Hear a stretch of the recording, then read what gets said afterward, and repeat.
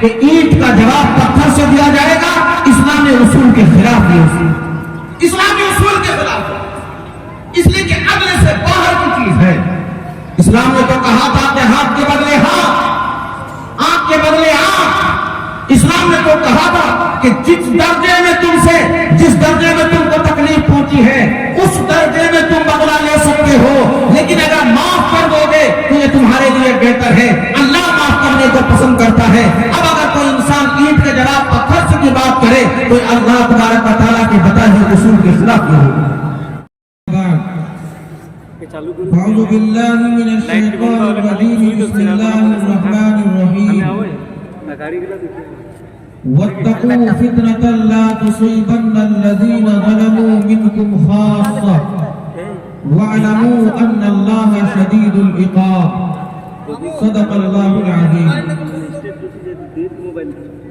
Stage پر تشریف فرما انتہائی معزز و محترم علماء، حفاظ و قراء کرام، بڑی عقیدت و محبت کے ساتھ یہاں پر جمع سامعین حضرات اور پردے میں بیٹھی ہوئی اسلامی رشتے کی مائیں اور بہنیں، سب سے پہلے میں باشندگان ٹٹاڑی کو مبارکباد پیش کرنا چاہتا ہوں، یہاں کے علماء کرام کی جماعت کو مبارکباد پیش کرنا چاہتا ہوں، جنہوں نے ایمانی غیرت و حمیت کا مظاہرہ کرتے ہوئے اس اجلاس کا منعقد کیا ہے، اور معزز علماء کرام کو مدعو بھی کیا ہے، جن کی خطابات سے لوگ مستفید بھی ہوں گے، اور بہت سارے علماء کرام اسٹیج پر جلوہ افروز بھی ہیں۔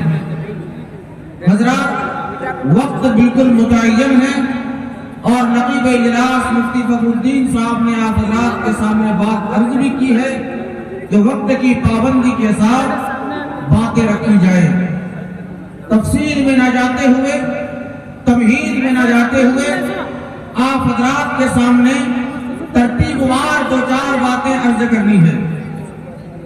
سب سے پہلی بات جو آپ حضرات کے سامنے عرض کرنی ہے، اللہ تبارک و تعالیٰ نے ہم تمام لوگوں کو ایمان کے دولت سے سرفراز فرمایا، اللہ تبارک و تعالیٰ نے قرآن کی دولت سے سرفراز فرمایا، اللہ کے نبی جناب محمد رسول اللہ صلی اللہ علیہ وسلم کی امت میں پیدا فرمایا، یہ ہم تمام کے لیے سب سے بڑی عزت اور اعزاز کی بات ہے۔ کاش کہ یہ مسلمان ان تمام چیزوں کو سمجھ لے اور جان لے کہ ایمان کی دولت کیا چیز ہے، قرآن کی دولت کیا چیز ہے، نبی آخر الزمان سے رشتہ کی جو عظمت ہے اور جو اہمیت ہے وہ کتنا بڑا مقام رکھتا ہے۔ اگر یہ مسلمان جان لے تو اللہ تبارک و تعالیٰ اس روئے زمین پر مسلمانوں کے لیے عزتیں لکھ دے، اس روئے زمین پر مسلمانوں کے لیے عظمتیں لکھ دے۔ لیکن مسلمانوں نے اس رشتے کی قدر نہیں کی، مسلمانوں نے ایمان کی عظمت کو نہیں پہچانا، مسلمانوں نے قرآن کی دولت سے اپنے آپ کو دور کر لیا۔ کل قیامت کے دن اللہ کے نبی صلی اللہ علیہ وسلم اللہ تبارک و تعالیٰ کے سامنے یہی شکایت فرمائیں گے اور کہیں گے، اے میرے پروردگار، یہی میرے قوم ہے جن لوگوں نے قرآن کو چھوڑ دیا تھا، یا رب ان قوم اتخذوا ھذا القرآن مہجورا، میرے پروردگار یہ میرے امت کے وہ لوگ ہیں جنہوں نے قرآن کو چھوڑ دیا تھا، قرآن کو پڑھنا چھوڑ دیا تھا، اس کے پیغامات کو اپنی زندگی میں لاگو کرنا چھوڑ دیا تھا۔ میرے محترم بزرگ اور دوستو، اللہ تبارک و تعالیٰ نے قرآن کریم کے اندر ارشاد فرمایا، وَاتَّقُوا فِتْنَةً لَا تُصِيبَنَّ الَّذِينَ ظَلَمُوا مِنْكُمْ خَاصَّةً، اے لوگو، اے ایمان والو، ڈرو اللہ کے اس عذاب سے، ڈرو اللہ کے اس گرفت سے، ڈرو اللہ کے اس پکڑ سے جو صرف اور صرف اپنے گرفت میں ان لوگوں کو نہیں لے گا جن لوگوں نے اپنی جانوں پر ظلم کیا ہے، جن لوگوں نے اپنے آپ کو گناہوں میں ملوث کیا ہے، جو لوگ گناہوں میں اپنے آپ کو مبتلا رکھا ہوا ہے، ان لوگوں کو اللہ کا عذاب پکڑ میں نہیں لے گا صرف اور صرف، بلکہ اللہ تبارک و تعالیٰ نے فرمایا، وَاعْلَمُوا أَنَّ اللَّهَ شَدِيدُ الْعِقَابِ، اللہ کی پکڑ، اللہ کی گرفت بہت سخت ہے، اور یاد رکھو کہ جن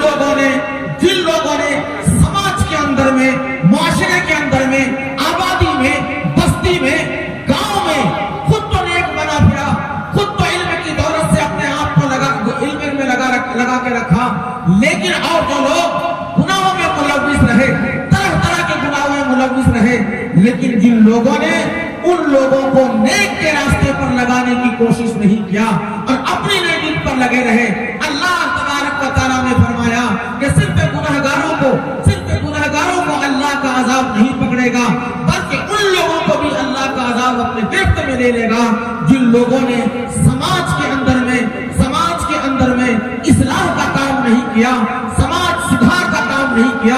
یہ اصلاح معاشرہ کا پروگرام ہے، ہر ایک آدمی کی یہ ذمہ داری بنتی ہے کہ اصلاح کی فکر لے اور سماج کے اندر میں اصلاح لانے کی کوشش کرے۔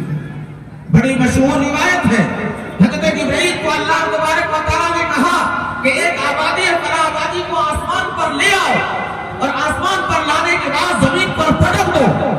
حضرت جبرائیل نے کہا تھا کہ اللہ کہ اس روئے زمین میں، اس آبادی میں، اس بستی میں ایک انسان تو ایسا بھی ہے جو آپ کا نام لیتا ہے، جو آپ کا ذکر کرتا ہے، آپ کی عبادت کرتا ہے، لمحہ برابر، پلک جھپکنے کے برابر وہ آپ کی یاد سے غافل نہیں ہے، کیا اس کو بھی لایا جائے گا؟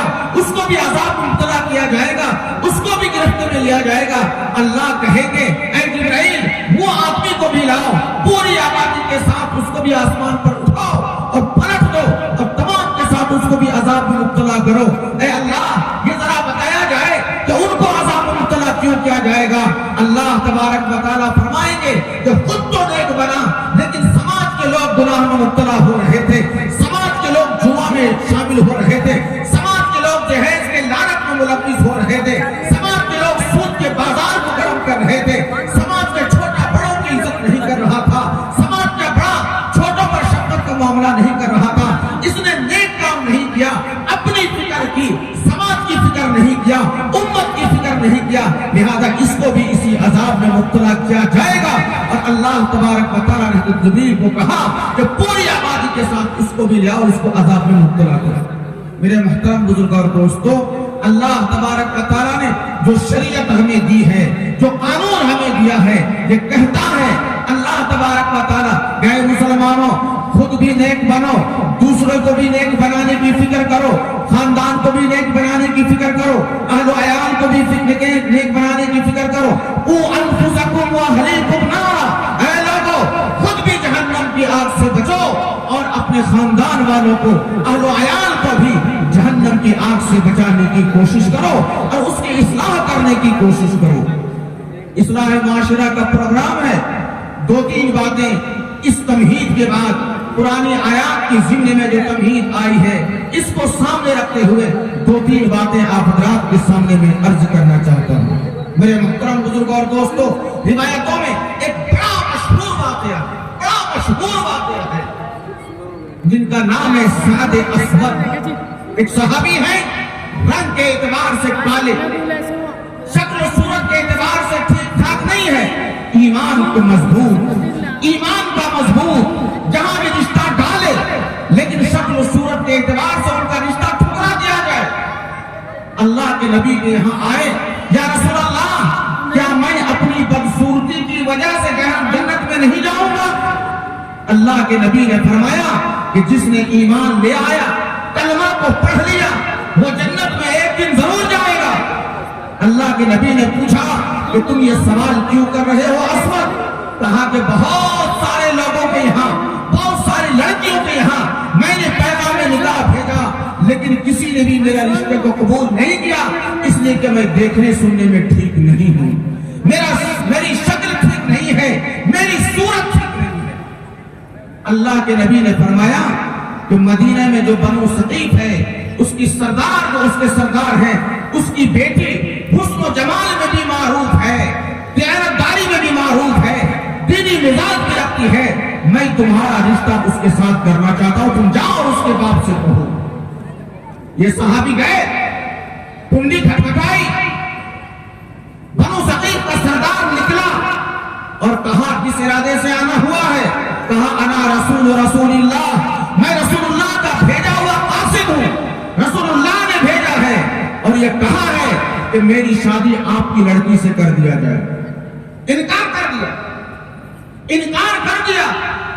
لڑکی نے ان تمام باتوں کو سن لیا کہ اللہ کے پیغمبر نے میرے لیے رشتہ بھیجا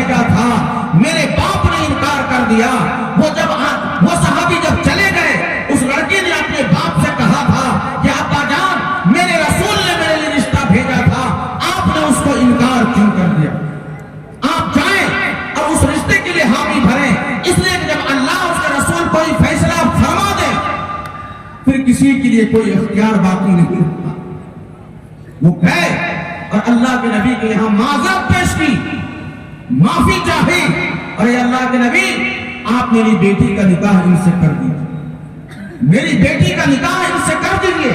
आगे और वाक़या है, तफसील बयान किया जा सकता है, लेकिन मेरे मोहतरम बुजुर्गों और दोस्तों, आज जो सोशल मीडिया में जो लोग इससे लगते हैं, संजीदा फिक्र रखते हैं, जो लोग इससे आगाह हैं, उन्हें मालूम होगा गत बहुत सारे लोगों ने, गत उनका नाम बड़ा है, गत उनकी शोहरत भी बड़ी है, डाटा को बड़ा लंबा चौड़ा बनाकर पेश करते हैं, तादाद को बड़ी लंबी चौड़ी बनाकर पेश करते हैं, लेकिन कुछ ना कुछ तो मामला ऐसा है, कुछ ना कुछ तो मामला ऐसा है। अल्लाह ने कहा एक ईमान वाली औरत एक ईमान वाले मर्द से निकाह करेगी, एक ईमान वाला मर्द एक ईमान वाली औरत से निकाह करेगा। ये अल्लाह का फैसला, रसूलुल्लाह का फैसला। आज जो हमारी बच्चियां, आज जो हमारी बेटियां, आज जो हमारी बहनें इस्लाम की दौलत को छोड़कर दूसरे के दामन को थाम रही है, दूसरे के हाथों को थाम रही है, इस वाक़या से ये सबक मिलता है कि अल्लाह ने जो फैसला कर दिया, रसूलुल्लाह ने जो फैसला कर दिया, उसी में इज्जत है। अगर किसी ने अल्लाह के कानून को छोड़ दिया, रसूलुल्लाह के कानून को छोड़ दिया, इस रूए ज़मीन पर उसको इज्जत नहीं मिल सकती, इज्जत नहीं मिल सकती। मेरे मुहतरम बुजुर्गों और दोस्तों, हम टटाड़ी में बैठकर, हम चंदनकारी में बैठकर, हम एक देहात में बैठकर ये ख्याल तो कर सकते हैं कि ये वबा, ये मुसीबत हमारे दरमियान में नहीं है, लेकिन कहा गया कि शैतान किस अंदाज में कहां पर जाता है, लोगों इसका इल्म किसी को नहीं होता, इसका इल्म किसी को नहीं होता। ये आज जो मोबाइल ने लोगों को दीन से दूर कर दिया और मोबाइल ने लोगों को शरीयत से दूर कर दिया, लेकिन ये कहना चाहिए कि इस मोबाइल ने दूर नहीं किया, इंसानों ने अपने आप को दूर कर लिया। मैंने इशारे में एक बात कही, ये जो इर्तिदाद की लहर पूरे मुल्क में है, हम तमाम लोगों को, खास करके उलमाए किराम को, मसाजिद के जो खुतबा हैं, स्टेजों में जो खिताबात करते हैं, किसी भी उन्वान को, इस तरह के संजीदा उन्वान को हल्के में न लेकर पूरे मजबूती के साथ बाशिंदगान के सामने रखना चाहिए और आगाह करना चाहिए कि ईमान की दौलत वो दौलत है कि जिसके लिए सहाबा किराम ने, औलिया अल्लाह ने, जिसके लिए ताबईन ने, ताबईन ने बड़ी बड़ी कुर्बानी दी है। वाक़यात के अंबार हैं, इन तमाम वाक़यात को उनके सामने लोगों को रखनी चाहिए। ये ईमान से बढ़कर कोई दौलत। एक बात तो आपके सामने ये अर्ज करनी थी, चूंकि ये इस्लाह माशरा का प्रोग्राम है, अल्लाह के नबी सल्लल्लाहु अलैहि वसल्लम ने फरमाया, ये मेरे तरफ से दूसरा पैगाम आज की इस बाबाकार स्टेज से, जो देहात में, गांव में छोटी आबादी हो या बड़ी आबादी हो, तमाम चीजों में ये बातें शामिल है। अल्लाह के नबी ने फरमाया, अर्रिबा सबऊना जुज़अन, सूद, इसकी शनाख्त, इसकी बुराई, इसकी कबाहत, इसके गुनाह 70 दर्जे हैं। सूद के 70 दर्जे हैं गुनाह के, इसके बुराई के, इसकी कबाहत के। लोगों, सूद न लिया करो और सूद न दिया करो, ये शरीयत ने हराम करार दिया। और अल्लाह तबारक व तआला ने फरमाया, जो लोग इस सूद से बाज नहीं आते, वो अल्लाह उसके रसूल से जंग करने के लिए तैयार हो जाए।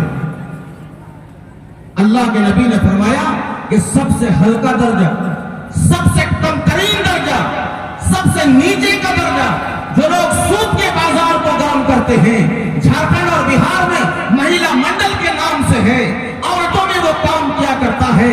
ये बंगाल में भी कुछ उसका मामला होगा, सरकारी सतह पर औरतों की टोली ये गांव में, आबादी में जाती है और जाने के बाद औरतों को कर्ज दिया करती है। ये मर्द हजरात औरतों को सामने पेश कर दिया करता है और वो कर्ज लेते हैं, 10,000, 12,000, 15,000, 50,000 का कर्ज लिया करते हैं और जिंदगी भर वो कर्ज नहीं उतरता, सूद पर सूद का बाजार गर्म होता। अल्लाह के पैगंबर ने फरमाया कि जो लोग सूद के बाजार को गर्म करते हैं, सबसे कम तरीन दर्जा गुनाह का ये है, शनान का ये है कि अय्यन कहा रजुल उम्महु, कि आदमी अपनी सगी मां के साथ जिना का मामला करे। मेरे मुहतरम बुजुर्ग और दोस्तों, आपकी फाका करे, एक वक्त का चूल्हा ठंडा करे, لیکن جو یہ عورتوں کے ٹولی اور دیگر جو ذرائع کے ذریعے سے جو سود کے بازار کو مسلم معاشرے میں گرم کیا جا رہا ہے، حیرت تو یہ ہے کہ ہمارے بہت سارے ایمان والا بھائی بھی سود کے کاروبار کرتے ہیں، سود پر معاملات کرتے ہیں۔ یاد رکھنا چاہیے کہ اللہ نے کہا کہ وہ ایسا انسان اللہ اس کے رسول سے جنگ کرنے کے لیے تیار ہو جائے۔ سود بھی حرام ہے، سور بھی حرام ہے، شراب بھی حرام ہے۔ علماء سے معلوم کر لیا جائے، اگر دیکھا جائے تو سود سے بھی زیادہ، شراب سے بھی زیادہ، جو شراب سے بھی زیادہ اور سور سے بھی زیادہ جس کے سلسلے میں نحوست بیان کی گئی ہے، لوگوں وہ سود کے سلسلے میں۔ معاشرہ پنپ نہیں سکتا، معاشرے میں نیکی نہیں آ سکتی، اور جس سماج میں، جس گاؤں میں، جس آبادی میں سود کا بازار گرم ہوگا، یاد رکھنا اللہ کی رحمتیں وہاں نازل نہیں ہوگی، اللہ کی برکت وہاں متوجہ نہیں ہو کر۔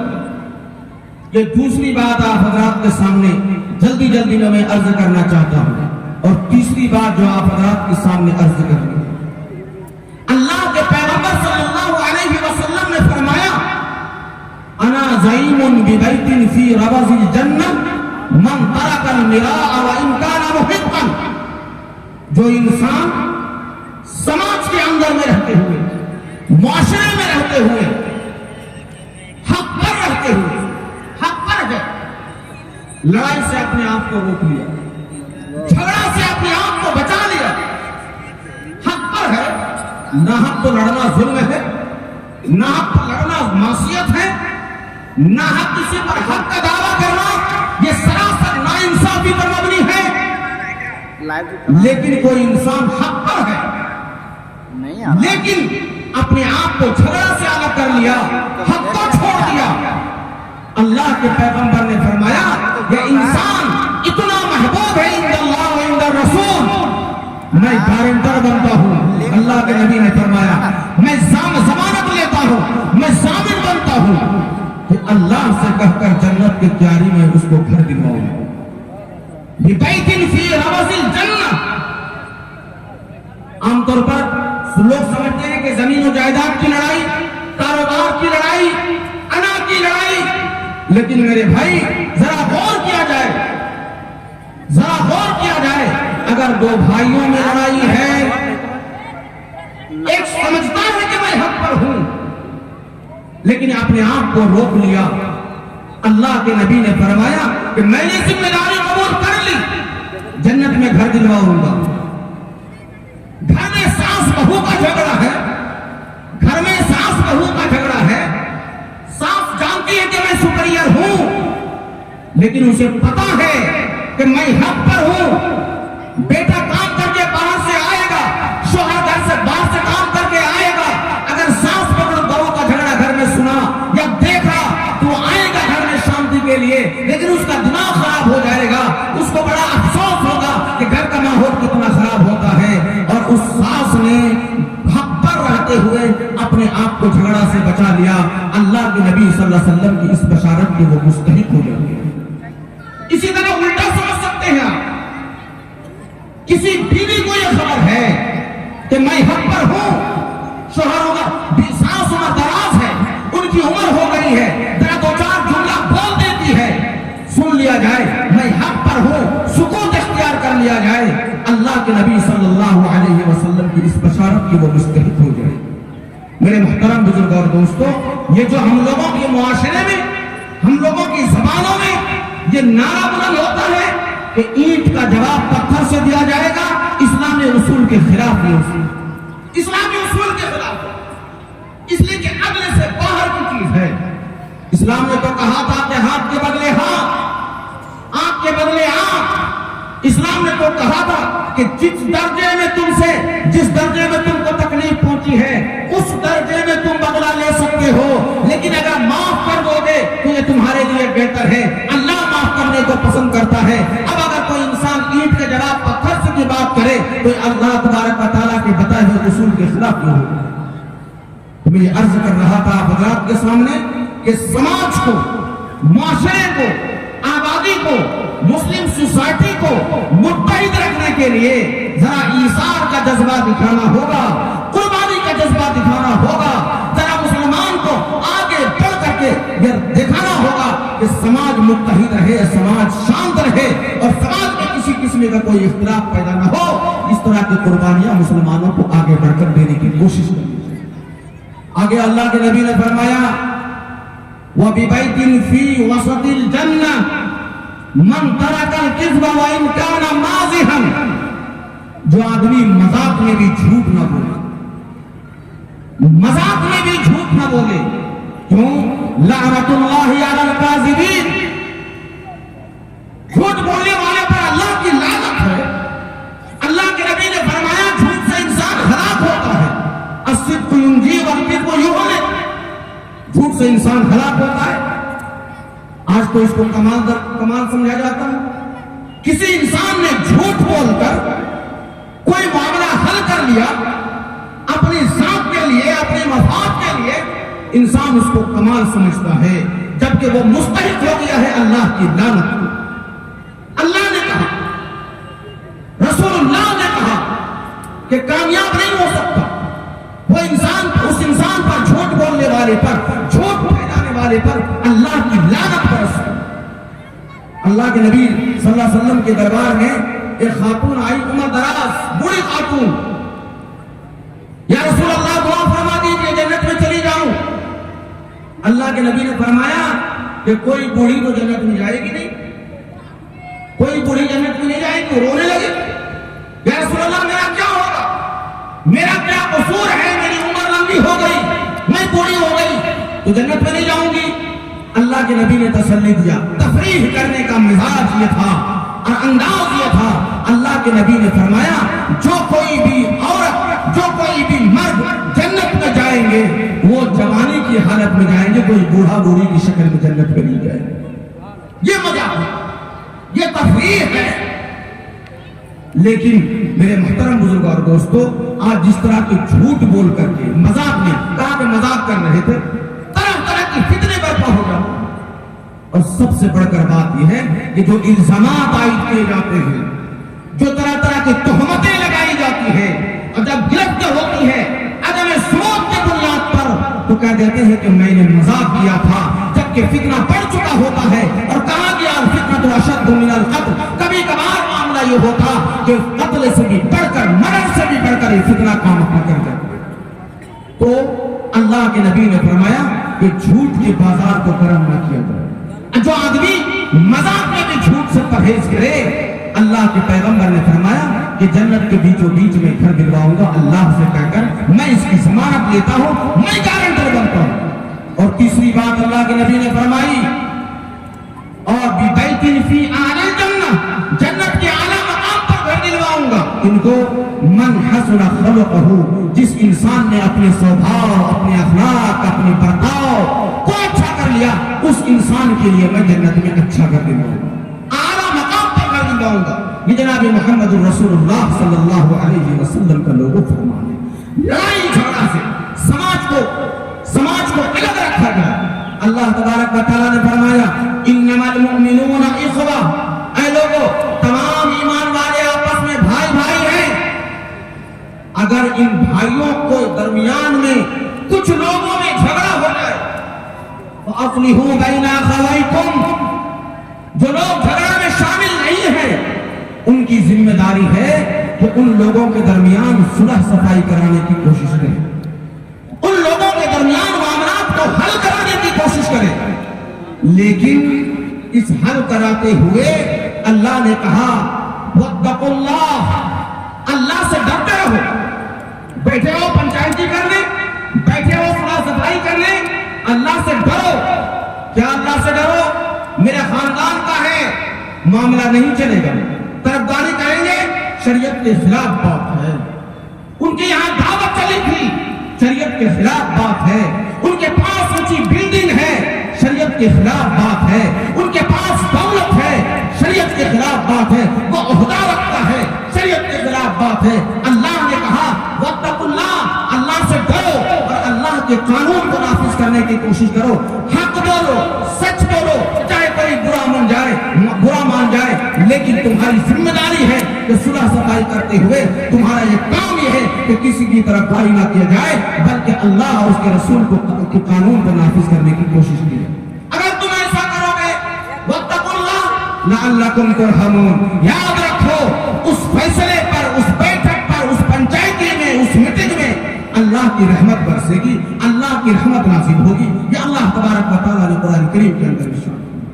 اللہ کے نبی نے فرمایا عدل ساعۃ خیر من عبادت 60 سنہ، ایک لمحے کا عدل کرنا، انصاف کرنا، کسی کے درمیان میں عدل انصاف قائم کرنا ایک لمحے کے لیے، اللہ کے پیغمبر نے فرمایا کہ 60 سال کی نفلی عبادت سے وہ لمحہ بہتر، زیادہ بہتر، افضل ہے۔ لیکن انسان اور اگر کوئی آدمی لمحہ بھر کے ظلم کرتا ہے تو اسی کے لیے اس طرح کا گناہ بھی ہے اور اس کے لیے شناخت بھی ہے۔ میں یہ عرض کرنا چاہ رہا تھا کہ سماج میں جب لوگ رہتے ہیں، جب لوگ ساتھ زندگی گزارتے ہیں، ظاہر بات ہے کھٹ پٹ کا معاملہ تو ہوتا ہے، کسی کی زبان تیز، کسی کا دماغ تیز، کسی کے اندر برداشت کی صلاحیت نہیں، کوئی آدمی تحمل ہے۔ اگر سب آدمی عدم برداشت میں آ جائے تو میدان یہ روئے زمین میدان جنگ میں بدل جائے۔ تحمل کی ضرورت۔ اللہ کے نبی نے بردباری دکھائی، اللہ کے نبی صلی اللہ علیہ وسلم کی صاحبزادی کا قاتل جنہوں نے جانور سے سواری سے گرا دیا تھا، مکہ مکرمہ سے مدینہ منورہ جا رہی ہے، راستے پر بیمار ہیں، آخرکار ان کا انتقال ہو جاتا۔ حضرت زینب رضی اللہ تعالیٰ اللہ کے نبی صلی اللہ علیہ وسلم کے پاس ایسا انسان جو بیٹی کا قاتل ہے آیا ہے، اللہ کے نبی صلی اللہ علیہ وسلم نے ان کو درگزر فرما دیا، معاف فرما دیا۔ میرے محترم بزرگ اور دوستو، یہ تحمل اور بردباری آج جو ملک میں ہم آپ جی رہے ہیں، جس ملک میں ہم آپ رہ رہے ہیں، اگر آپس میں اس طرح کے عدم برداشت، کسی کو برداشت نہ کرنے کی جو ہمارے اندر میں ایک پاور آ جاتی ہے، اگر اس طرح کی بات ہو تو ہم اپنے آپ کے لوگوں کمزور ہو جائیں گے، اپنے آپ پہ کمزور ہو جائیں گے۔ اپنی صلاحیتوں کو جمع کیا جائے، اپنے روپے پیسوں کو کیس مقدموں اور تھانوں میں دینے کے بجائے اپنی قوم، اپنے بچوں اور اپنے نسل کی تعمیر میں یہ جو کہا جاتا تو کسی طور پر برداشت نہیں کیا جائے گا، یہ لوگوں شیطان کا دھوکہ ہے، شیطان کا دھوکہ۔ تو یہ تیسری بات، اور یاد کے اجلاس میں تیسرا پیغام آپ حضرات کے سامنے میں نے پیش کیا کہ لڑائی جھگڑا سے ایک دوسرے کو مینج کرنے کا، برداشت کرنے کا، تحمل کا مزاج یہ بنایا جائے اور سماج کو لے جے کے آگے بڑھانے کی اور ترقی دینے کی کوشش کی جائے۔ چوتھی بات جو آپ حضرات کے سامنے عرض کرنی ہے میرے محترم بزرگ اور دوستو، وقتاً فوقتاً بلکہ مسلسل نوجوانوں کی تربیت، خواتین کی تربیت کی مجالس اور ان کے لیے اہتمام، یہ تمام چیزیں بھی انتہائی اہم اور انتہائی ضروری چیزیں، انتہائی ضروری چیزیں ہیں۔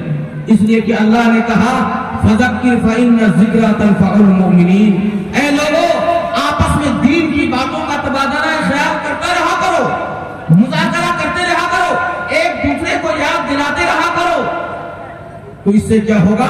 یہ چیزیں ایمان والوں کو فائدہ پہنچاتی ہیں، ایمان والوں کو فائدہ پہنچاتی ہیں۔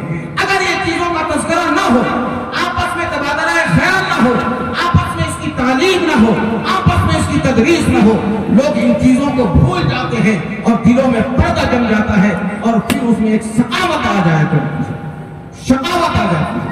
اس لیے آپس میں اس کا تذکرہ اور آپس میں اس کا اہتمام لوگوں کو کرتے رہنا چاہیے تاکہ آپس میں میل محبت قائم ہو، شریعت کی جو رہنمائی ہے وہ لوگوں کو ملتی رہے اور جو شریعت کے پیغامات ہیں وہ کانوں سے ٹکراتے رہیں، بار بار مسلسل ٹکراتے رہیں۔ اور آخر میں جو میں ایک بات آپ حضرات کے سامنے عرض کرنا چاہتا ہوں، ایثار کا تذکرہ، قربانی کا، یہ انتہائی اہم ہے، انتہائی اہم ہے اور یہ سخت ضرورت ہے۔ اگر کوئی انسان یہ کہے کہ ہم چنی دی دیویس، ہمارے جیسا کوئی نہیں ہے، یاد رکھنا چاہیے ہم لوگوں کو میناروں سے جو آواز آتی ہے وہ اللہ اکبر کی آواز آتی ہے، اللہ سے بڑا کوئی نہیں، ہمارے آپ کی کیا ہستی ہو سکتی۔ یہ تکبر، یہ غرور، یہ گھمنڈ دراصل شیطان کو، ابلیس کو نائندہ درگاہ کیا تھا۔ علماء بیٹھے ہیں، آج ہم آپ کہتے ہیں کہ شیطان نے بہکا دیا، شیطان نے قدم کو ڈگمگا دیا، گناہ کا کام ہو گیا۔ ایک سوال یہ پیدا ہو سکتا ہے کہ شیطان کو کس نے ڈگمگایا، شیطان کو شیطان کس نے بنایا؟ اس سے پہلے تو شیطان نہیں تھا۔ ابلیس کے بارے میں آتا ہے کہ وہ تو طاغوت الملائکہ، سب سے بڑا عبادت گزار۔ قرآن نے کہا ابا واستکبر وکان من الکافرین، ابلیس اس لیے ابلیس ہوا کہ اس نے تکبر کیا، ابلیس اس لیے نائندہ درگاہ ہوا اور اس پر لعنت برستی ہے کہ اس نے گھمنڈ سے کام لیا، اس نے تکبر سے کام لیا۔